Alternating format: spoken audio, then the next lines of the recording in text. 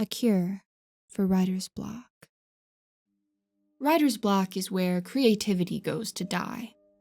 Fragments of ideas with such intense potential, swirling in a cloud of what could be, are left unrealized on a blank sheet of paper.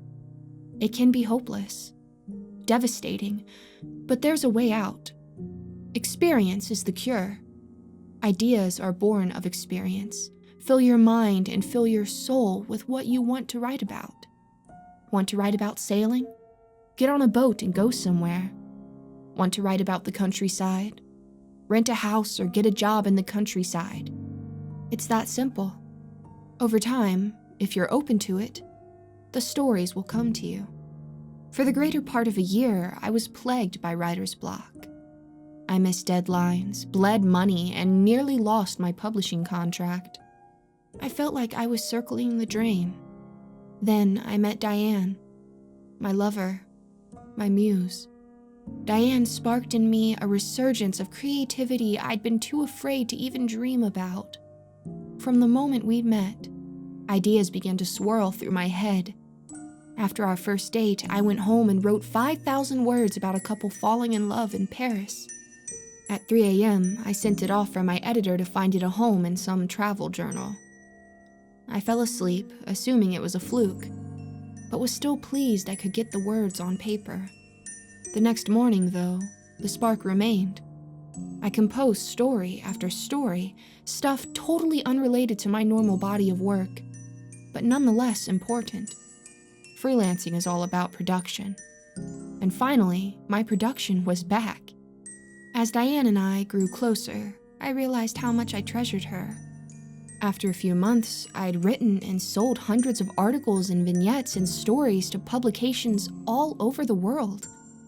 Each of the pieces had similar topics and themes, but every one of them dripped with sincerity. It was obvious they were written by a man in love. The other day, I received an email from my editor.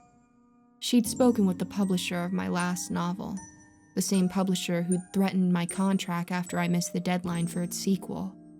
They said that if I didn't have a draft of the new book to them in 6 weeks, the contract would be terminated. I would owe them the advance they'd given me. I didn't have the money to repay the advance. Despite my newfound prolificency, I'd neglected to work on the novel at all. For that, I had no inspiration, no spark. I had nothing. All I could write about was love and affection, kindness, positivity. I knew I'd have to talk to my muse. I explained my situation to Diane, and, as always, she listened with interest and compassion. She offered advice, outstanding advice, and my creativity continued to soar. But as she spoke, I realized that all the new ideas I had were for the same topics I'd been writing about since I'd met her. My ideas were about marriage, starting a family. I wanted to start a new novel that followed a couple from their high school days as friends and ended with them 70 years later at Thanksgiving with their great-grandchildren. But I couldn't write a new novel. I couldn't live off the short stories and vignettes. I had to finish what I started for my publisher. Then, while I stared at my beloved and listened to her words, I got the spark I so desperately needed. I smiled and thanked Diane and embraced her. We made dinner together, watched our favorite movie, Amelie, and she fell asleep in my arms. Near the end of the film, I carefully extricated myself from Diane's embrace and left her to sleep on the couch. The idea she'd prompted had me giddy. I was almost ready to write. Almost ready to finish the novel whose ending had eluded me for so long. I went to the kitchen for a moment. I returned to see Diane waking up with a smile and telling me how sleepy she was. She glanced down at my hand and her smile grew quizzical.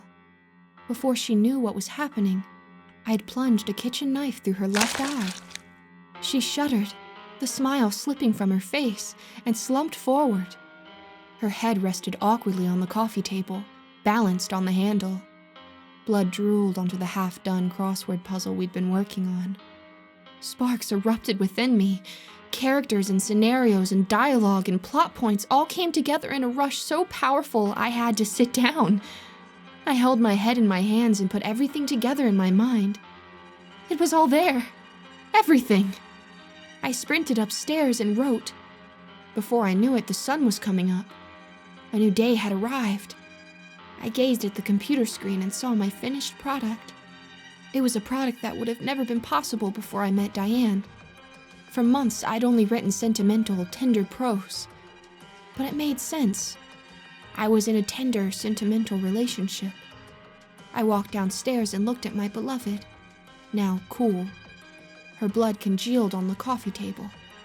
I thanked her and kissed the back of her neck. She was my muse to the very end. I couldn't keep writing the love stories. Those aren't for me. I'm a horror writer. My writer's block had to be conquered. Now it was. Like I said above, ideas are born from experience.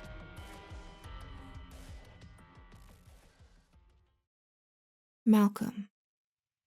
I didn't understand. I had those floaty things. My teacher said everyone did. An artifact of our eye's development.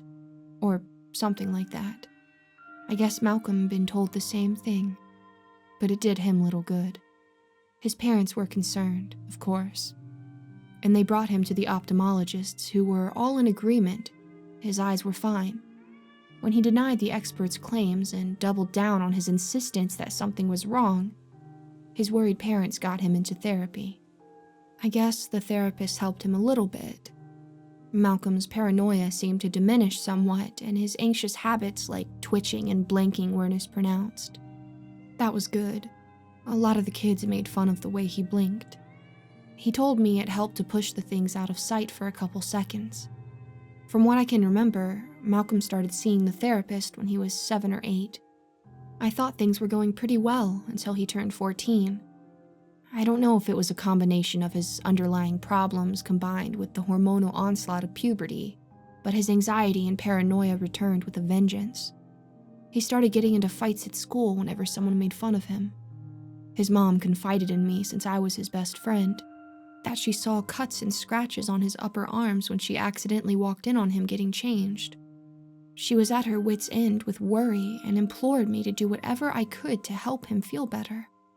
Over time, I worked to evolve my role in his life from friend to confidant. It was easier than I thought. He was used to telling me about his problems.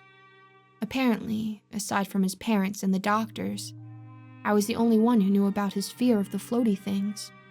When I asked him about those, he started to cry. He was worried he was schizophrenic. His therapist mentioned the possibility, and it terrified him. Those things were always present in his field of vision, and while they were there, they talked to him, goaded him into self-destructive behavior. All he could do to stop himself from going crazy was to obey them and make the little cuts on his arms and legs. He showed me the cuts. They weren't deep, but there were a lot of them, especially on his inner thighs. Being 14 myself and not understanding why anyone would cut themselves, I tried to get him to explain why he couldn't just stop. All he said was, "I'm giving them what they ask for so they'll stop biting." Before I was able to question what the hell he meant, he kissed me. I wasn't prepared for that. I'd never been kissed before. I didn't think I was gay, but I wasn't particularly interested in girls either. I kissed him back, and that was it. Whatever it meant to him, I'll never know for sure. I knew he was dealing with intense turmoil, more than I could handle, but he'd just shown me how much he trusts me. He showed me the cuts, knowing I might run away in disgust. He kissed me, knowing I might knock his teeth out. He was trying so hard to overcome whatever was consuming him, and I wasn't going to let him down. I had to be there for him. Something like a year passed, and Malcolm just got worse. He skipped a lot of school and was even hospitalized when he had some kind of breakdown in the supermarket with his mom about a week before summer vacation. Despite my desire to see him in the hospital and give whatever comfort I could provide, he turned me away. Once he was released, on the infrequent occasions he agreed to meet up with me, he looked awful. His dark brown complexion was tinged with gray. He was emaciated and his arms were covered in cuts.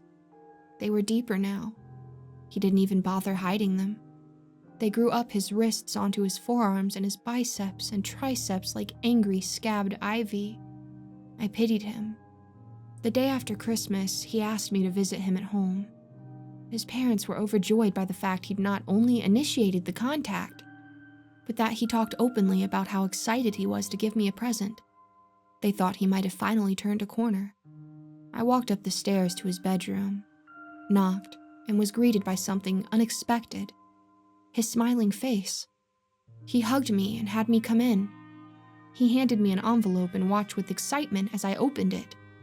Inside was an illustration he'd done in the hospital depicting the two of us holding hands. "I can't thank you enough for all the support you've given me," he whispered as tears welled up in his eyes. I beamed at him as he smiled back, the tears now flowing freely over his sharp cheekbones. In what had to be the space of 2 seconds, he produced a small knife from his back pocket and, without looking away from me, stabbed through each of his eyes. The only scream that filled the room and echoed through the house was my own. Malcolm sat back, the bed directly behind him, and put his head in his hands. As blood drooled from his punctured eyes and seeped into the carpet, he wept. His parents arrived in his bedroom seconds after my scream and gasped in horror at the damage to their son. He moved his head up and faced the direction where he assumed his parents were standing. "I had to," he sobbed over and over, tears pouring from his undamaged lacrimal glands and diluting the stream of blood flowing down his face. His father ran to call 911 while his mother wrapped her arms around him, not knowing if she should press something against his bleeding eyes or if it would only make it worse. The bleeding was slowing down to a trickle, though. The first few times he moved his head in my direction, I diverted my eyes, foolishly not wanting to meet his sightless gaze. But as the moments passed and we waited for the ambulance, I studied his face. He looked calm. Soon, he started to smile, a beatific, worryless grin that was in frightening contrast to the gore only inches above it. "Watch," he mouthed at me. As I stared, tiny lines began to appear in the blood around his eyes. The lines looked like tracks, only I couldn't see what was making them. His mom noticed what was happening and jumped back in surprise. The tracks poured from his ruined eyes and traced clean lines down his dark cheeks. "I told you," he sighed. He tilted his neck downward and shook his head. When he faced forward again, no new tracks were being carved out of the blood. Malcolm ground his sneaker into the rug where he'd been facing. "Please hold my hand," he begged, reaching in the direction of where I stood. I did. The ambulance arrived and rushed Malcolm to the hospital. I didn't see him again for a long time. After recovering from the surgery to remove his eyes, he was admitted to a psychiatric hospital where he stayed for 18 months. His parents called me a few times early on to let me know how he was doing, and the general consensus was that he seemed a lot better. Yes, he was blind, but he didn't exhibit any paranoia anymore. He didn't try to injure himself. He slept through the nights. I was glad to hear the positive updates, but I was deeply shaken by what I saw that day. Not just Malcolm's violence toward himself, but the aftermath, the streak tracks across his bloody face. I never spoke about it with his mother. Even today, it's something I try to convince myself was a false memory brought on by the trauma of seeing someone I cared for harmed so badly, but I know better. It was 4 years before I saw Malcolm again. I visited his house, again around Christmas, because it was the break between my semesters at college. He looked great. The glass eyes he had were eerily lifelike. He put on some weight, but he appeared happy and healthy. His parents left us alone to talk. For a couple of hours, we chatted about what we'd been up to. When it was time for me to go, I pulled him in for an embrace, which he returned with enthusiasm. I wanted your face to be the last thing I'd ever see. Your smile gave me the courage I needed to make myself a better person. I stared straight ahead into the kitchen, not knowing how to respond. Those floaty things drifted through my vision, contrasting strongly against the white painted wall. I hugged him tighter.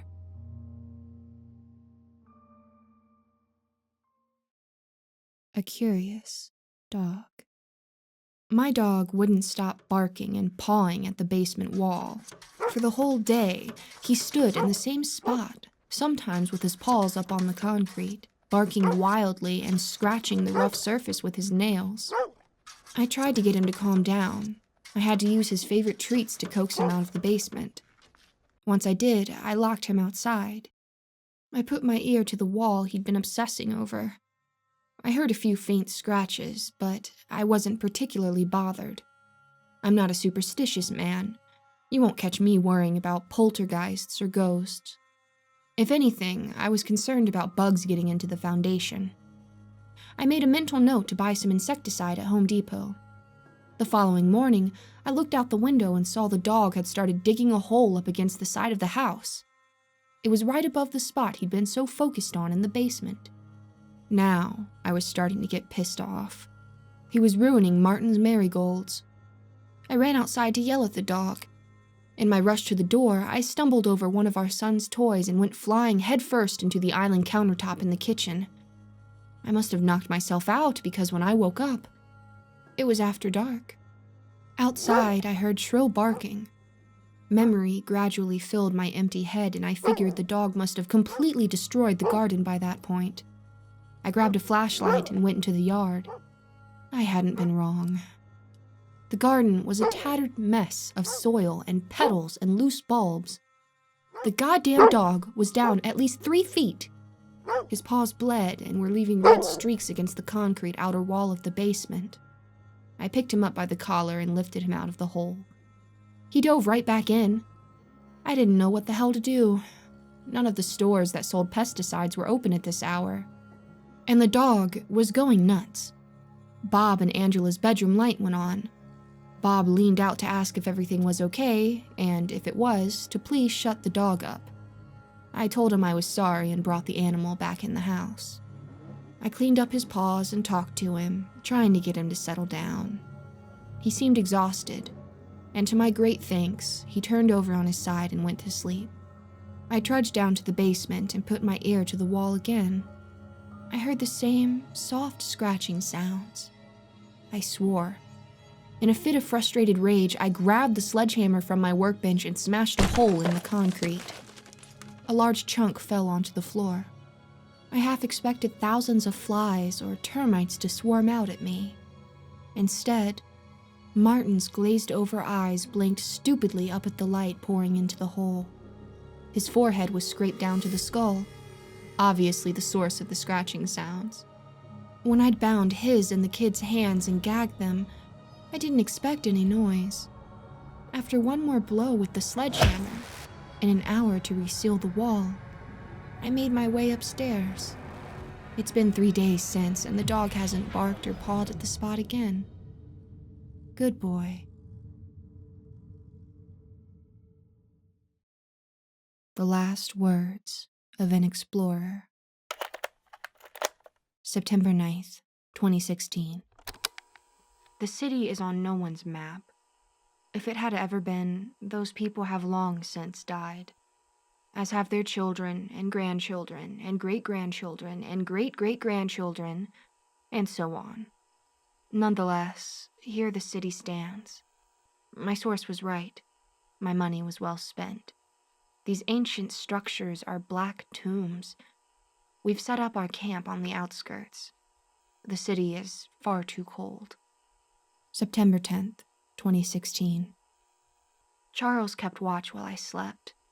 He claimed to see no signs of life, but sounds kept him constantly alert. Soft sounds, soft, wet, and unimposing. Sounds which drifted in and out at the limits of audibility, as if they were whispers, but windblown and damp, redolent of dying breaths and last words. I heard nothing. My sleep was as black as the structures ahead of us. No sounds penetrated the dreamless morass. For a brief moment, upon waking up, I believed to have been dead. Today, we tore the city. September 11th, 2016. Before the chill had sapped our energy, we had explored the first couple 100 feet of the city. We stuck to the outsides, cataloging the sheer stone facades of the structures. Despite their immense age, the buildings stood unharmed. We found no indication of what had made the sounds Charles had heard. Overnight, as Charles slept, I heard it myself. They were as he'd described. However, I recognized the structure in the sporadic haze of noise. If it wasn't a language, it was a natural phenomenon unlike any other discovered. My mind wandered while I watched Charles' chest rise and fall. The whispers suffused my auditory cortex, and a synesthetic wave of hallucinatory strangeness swept through me. The sounds simmered in my vision and danced on my tongue. They tasted like metal, like blood. Rather than feeling disgusted, I felt a perverse sense of joy. September 12th, 2016. I blinked, and Charles was gone. How I could have fallen asleep is a mystery, as I was standing. But when my eyelids lifted, it was day, and my partner had disappeared. In his place were footsteps leading to the city. The sounds are loud now. I'm miles within the bowels of the cold, black city. Structures tower over me and block the sun. My breath freezes in front of my face on this late summer day. The temperature only contributes to the feeling of wrongness. When the wind blows, I think I hear Charles calling my name. Over and over and over and over, swept by gales of air, changing pressures and permeating the wet sounds which echo off every hut and dwelling. He calls. I will not sleep tonight. September 13th, 2016. The first sign of life presented itself to me early this morning. It was a fleck of skin or gristle glinting in the sunlight. It was attached to the side of a small structure. When I went in close to investigate, I discovered it was growing from deep within a crack in the stone. I pressed my knife into it, and it bled and retreated into the rock. If it weren't for the gales of wind and what I know now to be Charles' moans, I could have sworn I heard it make a noise. A tiny, wet noise. September 14th, 2016. It is difficult to keep the fires from blowing out overnight. The expanse of the city is unlike what either of us had expected. I am beyond lost now. I am impelled ahead with the futile desire to help Charles and get us home. The deeper I get, the worse shape the structure seemed to be in. All the cracks and missing pieces are filled with the same living tissue. Its density only increases as I follow the sounds, always following the sounds. I know I should be running in the opposite direction. The flesh within the buildings ripples in directional peristalsis. I'm following it. I've yet to see any entrance to any structure. September 15th, 2016. The city is more meat than stone now. The wet whispers assault my ears and work to infiltrate all my senses. I feel them coursing through my body. Onward still, I trudge. The temperature is warmer. I can think of nothing other than forward movement. September 16th, 2016. The cold has been replaced by heat and humidity. The stone has been subsumed by flesh. Titanic structures of muscle and veins reach toward the gray sky. All is wet. All is moving. September 17th, 2016. This morning, I discovered Charles. A Charles. Whether it was my partner or not is something I don't know. He was trapped within the meat of a structure. It appeared his body had been incorporated into the surrounding flesh. Thick veins fed his legs and neck. A few feet away, other Charleses were growing from different structures. All were in different forms of development. All twitched and moved with the all-encompassing fleshscape. They've since noticed me. They began with a simple staring, but now they are reaching. The hands of my partner. the man I've loved, are extending toward my hands. Hands which they've held countless times in what feels like a distant past. The wet whispers are seductive and intoxicating. I look back toward the sea of flesh and stone I've crossed to reach this point. The thought of the cold on the outskirts of the city is hideous. To leave this warm womb, where I'm watched and accepted, seems abhorrent. And now, as veins extend from the hands of Charles, patiently waiting for my acceptance, I have a choice. Do I leave, cold and alone, or do I enter this union of flesh? I've been cold and alone for so long. I need to believe I'm ready for something new, something warm, something we can experience together. Pray for me. Pray for us.